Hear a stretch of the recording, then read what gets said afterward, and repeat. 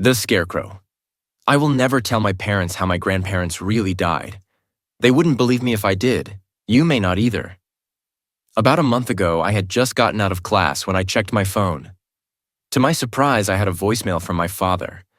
Sure, Mom has called me from time to time since I left for college, but when I saw that my father had called me, I knew it had to be bad news. I just didn't know how bad. Son, we're buying you a plane ticket. You need to fly home tonight. There has been an accident. Call me when you get this. That's all the voicemail said. I called them, and he explained that my grandfather had been killed in an accident with his combine while harvesting corn, and that the shock of finding him had given my grandmother a heart attack. The flight was nerve-wracking. I have never done well with small spaces, and I couldn't smoke on the flight, which made it even worse. I spent the whole flight fidgeting and walking back and forth to the restroom, even though I didn't need to go. I just needed to move around. My dad was already waiting for me when I landed, which ruined my plan of sneaking a cigarette before he showed. He gave me a hug and helped me load my bag in the car. I decided I needed a cigarette bad enough and lit one up in the parking garage. My dad had never seen me smoke, and I tried to act as casually as I could. He raised an eyebrow at me as he closed the trunk. I waited for a lecture or an outburst, but all he did was nod. "That's a nice lighter," he said. I hadn't realized I was still fidgeting with it. I handed him the vintage trench lighter. Ellen, my girlfriend, bought it for me a few weeks ago. Found it at an antique store in Seattle. He took it in his hand and looked it over approvingly. Then he handed it back. "No smoking in the car. Your mother would never let us hear the end of it," he instructed. My headache was gone now that I had a sufficient amount of nicotine. I threw the cigarette down and stomped it out with my foot. An hour later, we were back at my parents' house. My mother greeted me with a hug. Then she stepped back and looked me up and down. "Your father used to smoke menthols too when he was your age," she said, and gave my father a smirk. I wasn't sure if I was embarrassed she had caught me or surprised my dad used to smoke. He gave me a pat on the shoulder and walked into the house. We spent the night catching up on what I'd been up to while I was in college. They filled me in on how their business was struggling, but they were keeping their head above water. And then eventually my dad filled me in on the details of the funeral.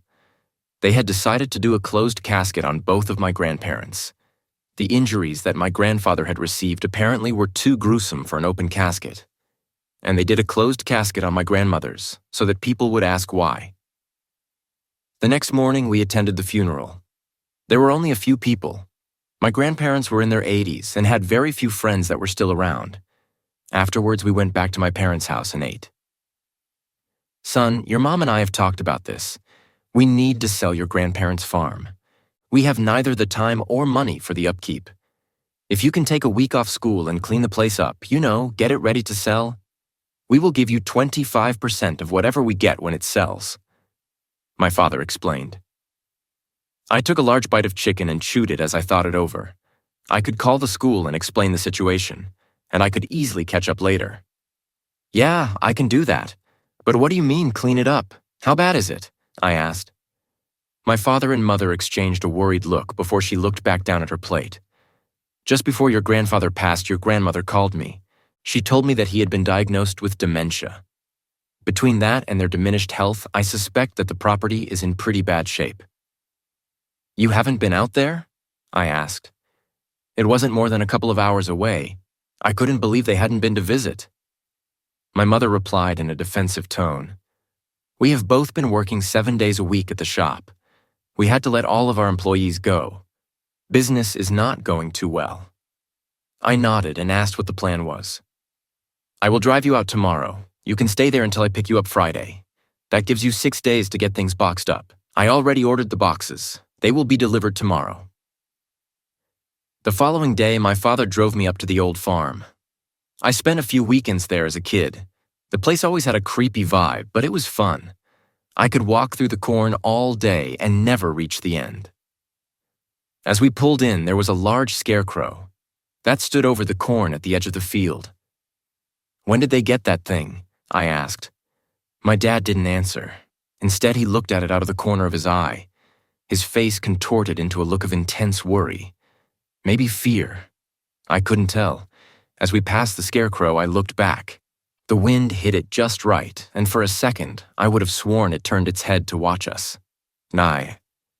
About 20 minutes after I'd been dropped off, I was still wandering through the house, evaluating the countless knickknacks and pictures, trying to decide what should be kept, sold, or tossed. The phone rang. My heart skipped a beat. It had been so long since I had heard a landline ring, I thought it might be the fire alarm. I answered it. "This is Jim. I am delivering the boxes you ordered, but my GPS doesn't work out here. Can you give me directions?" The man asked. "Head down Old County Road about 5 miles. Make a right at the dirt road," I said. I tried to think of a landmark, knowing how vague that was.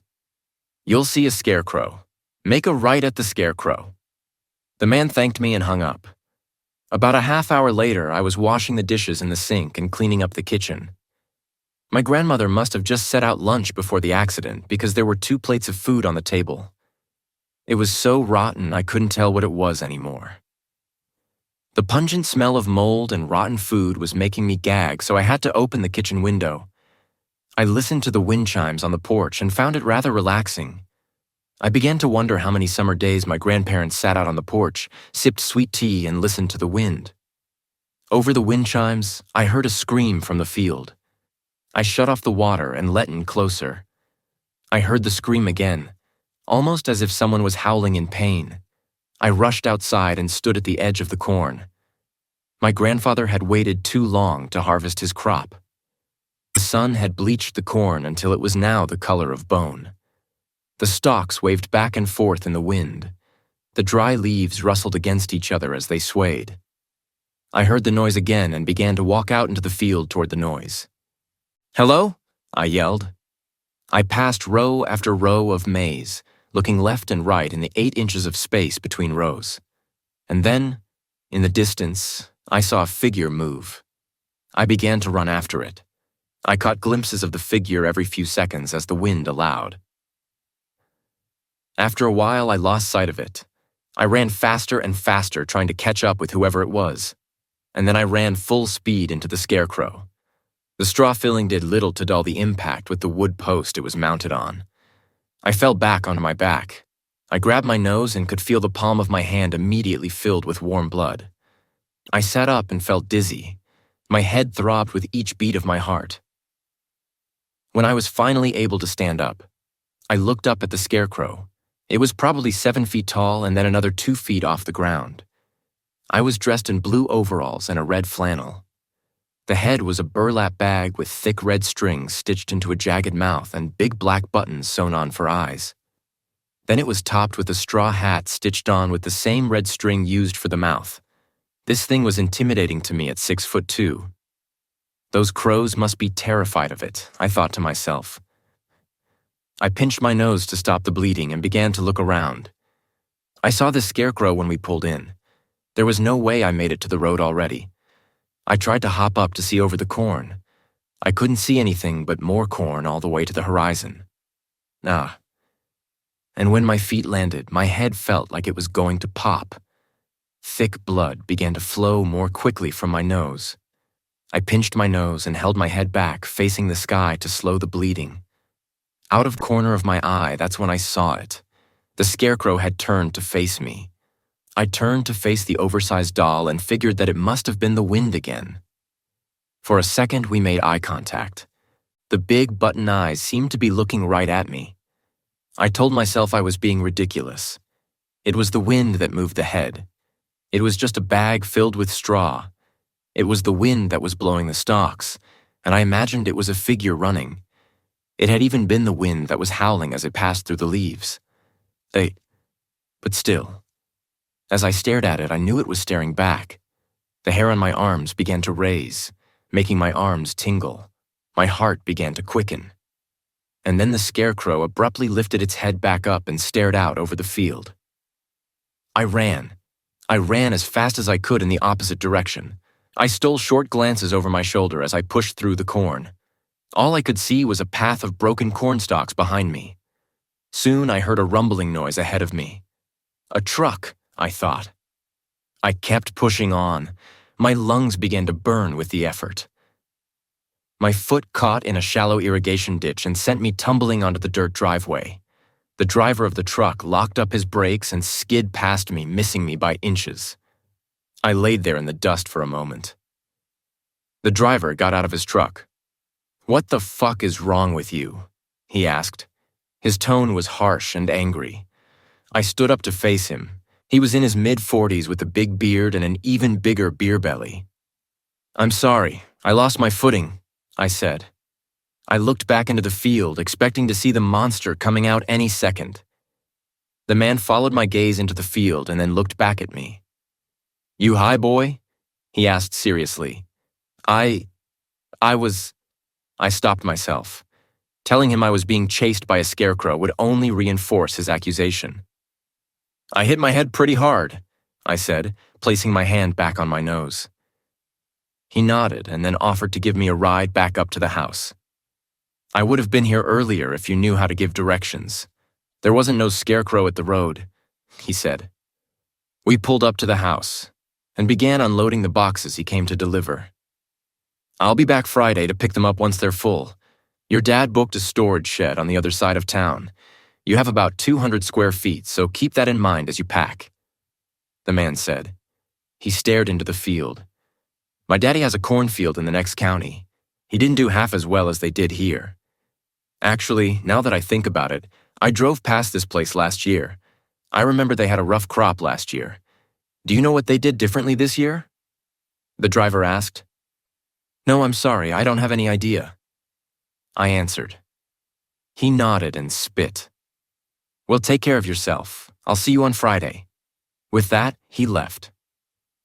I went inside and grabbed a clean shirt. I washed the blood off of my face and hands in the bathroom and changed. I tried to shake off the incident with the scarecrow. I must be more stressed out with the loss of my grandparents than I realized. I needed a distraction and began to pack up the office downstairs. I was putting papers in a trash bag when I came across a letter my grandmother had written. "Son, I need some help with your father. The dementia is getting worse. The last 2 days he has been raving like a lunatic. This spring a man came by and offered us a scarecrow as a gift. He said it did wonders for his crop and wanted to pay it forward. Your father told him no at first, thinking the man was a swindler, but he insisted he didn't want anything in return. Anyway, your father is now convinced that the scarecrow is the reason we had such a great crop this year, but the scarecrow won't let him harvest it. I have left you several voicemails about this and you haven't called me back. So I thought I would write you. Please help. I am worried about your father. Mom." I put the letter down and sat in the office chair. I could dismiss my experience with the scarecrow as stress or an overactive imagination. But my grandfather having similar worries about the same scarecrow? What are the odds? I thought to myself. I needed a cigarette. I went outside to the porch and lit one. I took a long drag and then exhaled. A cool breeze blew by, bringing the wind chimes to life. I turned around to look at them and see if one would be worth keeping. That's when I saw it. The scarecrow was now just 20 feet into the field. It hung on its post, staring at me. While I was trying to process this, it fell down. More like hopped down. Immediately the post went up and then disappeared into the field. It can't be alive, I thought to myself. Seconds later, the scarecrow came out of the corn. It began running across the lawn, carrying the 10-foot post like a Trojan soldier running with a spear. The scarecrow launched the post. It sailed across the yard and missed me by a foot. It took down the wind chimes and impaled the wall behind me. I turned to run inside, but the post was now blocking my entrance. I hopped the rail on the porch and ran toward the old barn. I could hear the scarecrow running behind me, gaining on me. This straw rustling under his overalls and flannel. Once I was inside the barn, I tried to close the door, but it was stuck open from years of neglect. I grabbed the closest thing I could use as a weapon, a pitchfork. The scarecrow entered the room. Its jagged mouth and button eyes now seemed much more menacing as it marched toward me. I rammed the pitchfork into its chest as hard as I could. It pierced deep into its body easily. But it seemed to have no effect. With its left hand, or burlap mitten really, it grabbed my arm. The thing was impossibly strong. It used its right hand to pull the pitchfork out and then turn it toward me. I struggled uselessly against its grip. I desperately searched my pockets for something I could use as a weapon. I took my lighter out and flipped the top open. The flame caught almost instantly. In seconds, the Scarecrow was fully engulfed. It let me go and fled into the field. Dance. The field was burned in less than an hour. The fire department said it was overly dry because it wasn't harvested on time. They didn't have any interest in investigating the matter further. My father saw the post stuck in the wall when he picked me up. I knew he recognized it as the Scarecrow's post because he didn't ask any questions about how it got thrown through the wall or how the field burned down. I know. On some level, he suspects that the Scarecrow killed his parents. I know on some level that he is grateful I killed it. But I know we will never discuss it because people would think we were crazy.